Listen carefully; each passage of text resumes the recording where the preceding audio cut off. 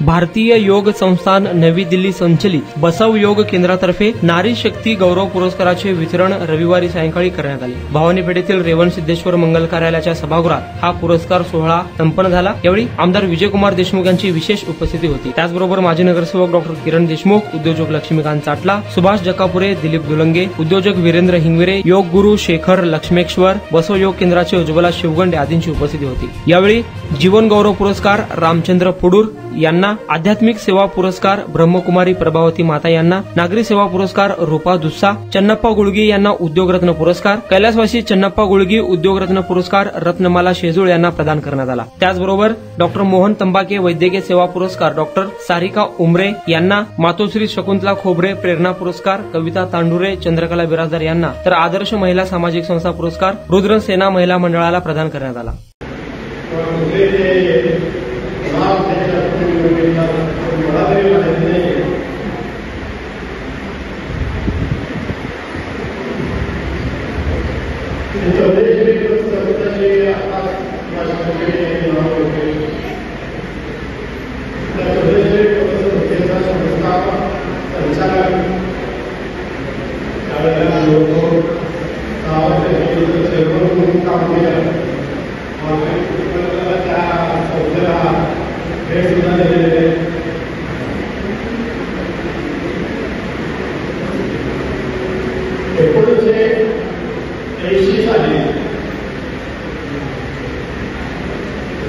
सामाजिक कार्यातून होतो तर त्यावेळी आपल्या समाजात कामाचे व्याप होतं, यंत्रमाग कामगार होते, आत्मक कामगार होते, त्यांच्या अडचणी खूप होते। आर्थिक परिस्थिती इतकी कमकुवत होते, एखाद्या घरी कामगाराला एक 2-4 हजाराची गरज जरी पडली तरी त्याला कुठलीतरी वस्तू आपल्याकडे भांड घेऊन त्याला पैसे आणावं लागतात। ही परिस्थिती आमच्या समोर होती। त्या परिस्थितीतून ही नवी दिल्ली संचलित असलं तरी आपल्या स्वभावामध्ये 24 शाखा त्याचे काम होतं। आपण बघतो रोजच्या जीवनामध्ये विषय असतो अन्नामध्ये आपण जे खातो तिथेही केमिकलचा वापर फार मोठ्या प्रमाणात केला जातो। या सगळ्या गोष्टींवर आपण सातत्यानं आरोग्य किती डॉक्टर मिळाले, किती दवाखाने मिळाले तो प्रवेश करतो आणि प्रत्येक घरात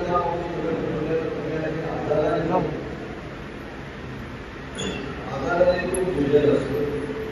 त्यामुळं या सगळ्या गोष्टींवर आपण साधने काम केल्या। देशाचे पंतप्रधान आदरणीय नरेंद्र मोदी जगभरात योगा दिवस साजरे करतात आणि ही साजरी होत आहे आणि अनेक आपले योग गुरु याचा प्रचार करत आहेत आणि बसव योगाच्या वतीने सोलापूर शहरामध्ये हा मोठ्या प्रमाणात त्यांचे कार्यक्रम सुरू असतो।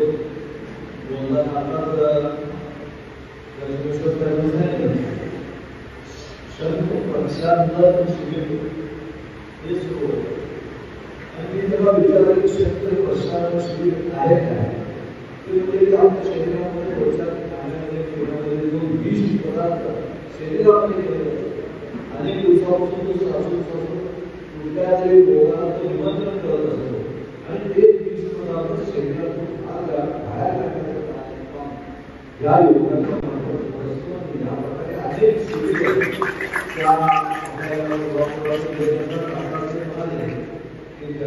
ज्यांचे हे शिबिर चालू करायचं ते आपण त्यांना नाव घ्यावं। एक चांगलं आपल्याला माहिती आहे हा दवाखान्यामध्ये जायचं तर लाखो रुपये खर्च आहे आणि हे सगळं करण्यासाठी आपण निरोगी करण्यासाठी आणि हे त्याचा प्रचार वापर आपल्यापर्यंत पोहोचावं, आपल्या सगळ्या नारीशक्तीने एकत्र करून आज तरी आज गौरव पुरस्काराचा कार्यक्रम केला। या पुरस्कारामध्ये आमच्या आपल्या सोलापूर शहरामध्ये असलेल्या या भारतामध्ये आणि या जगभरामध्ये जे काम करतात ब्रह्मकुमारी प्रजापती ब्रह्मकुमारीच्या वतीने आणि त्यांना जर पुरस्कार देण्यात आला तर तुम्ही त्याचं गौरव करा.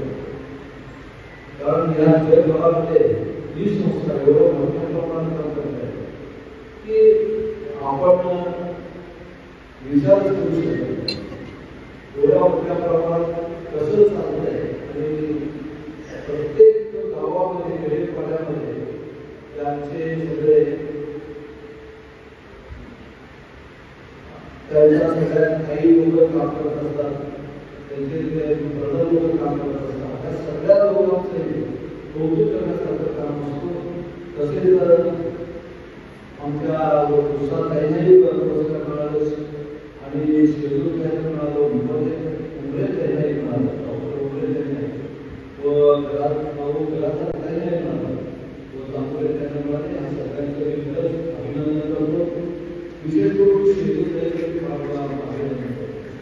कारण माझ्या आयुष्यामध्ये ज्याने आपल्या गरीबमधून मोठं झालं, आपल्याला भीतीच्या काळात चालत चालत त्याने आपल्या मुलाला सोबत घेऊन आज ते त्या सोलापूरमध्ये स्वतःचा ब्रँड तयार केला आणि स्वतःचं हॉटेल तयार केलं.